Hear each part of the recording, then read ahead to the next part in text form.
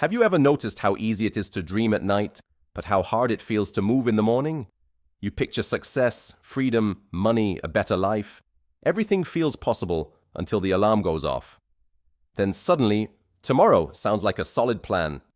If you've ever been ambitious but stuck, hungry for more but still procrastinating, listen closely. This story is for you.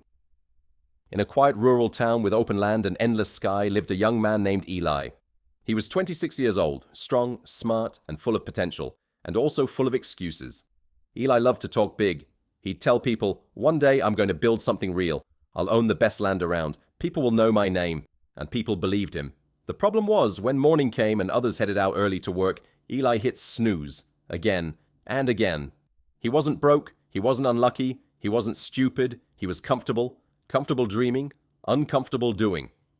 One afternoon, Eli's grandfather, an old farmer with rough hands and sharp eyes, walked onto Eli's unused land. The soil was rich, the sun was perfect, but the field was empty.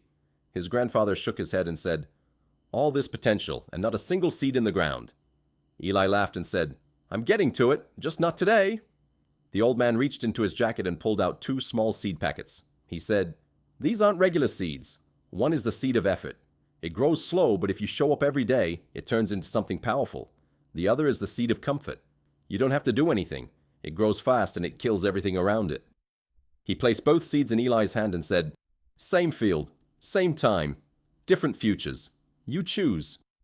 Eli nodded confidently and thought, "Obviously I'll plant the effort seed." But when morning came, he felt tired. He told himself, "I'll start tomorrow." Days passed, then weeks. Eventually, out of boredom, Eli tossed both seeds into the ground and forgot about them. Life went on. Sleeping in, talking, scrolling, dreaming. No action. One day, Eli walked back to the field and froze. The comfort seed had taken over. Thick weeds everywhere. No space to walk, no space to grow. And the effort seed was barely alive, dry, weak, almost gone. His grandfather stood behind him and said quietly, "This is what happens when you feed comfort and starve effort. Effort needs discipline. Comfort needs nothing, and that's why it wins." That night, Eli couldn't sleep. Not because he was tired, but because he was scared. Scared of waking up years later with nothing but excuses. Before the sun came up, he was back in the field, pulling weeds with his bare hands. His back hurt, his hands bled. It wasn't motivational, it was painful, but he kept going. Day after day, he showed up.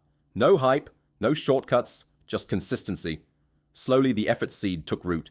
Years later, the field was unrecognizable. Strong crops, real income, real pride. But the biggest change wasn't the land. It was Eli. He wasn't special. He wasn't lucky. He just stopped letting comfort make decisions for him. Here's the truth most people don't want to hear. Laziness grows automatically. Ambition does not. Dreams don't die from failure. They die from delay. You don't need motivation. You need discipline. So stop waiting for tomorrow. Start tired. Start messy. Start now. Because whatever you don't work for today, comfort will happily destroy for you. If this story hit you, share it with someone who's been about to start for way too long. And remember, feed effort, kill comfort, build the life you keep dreaming about.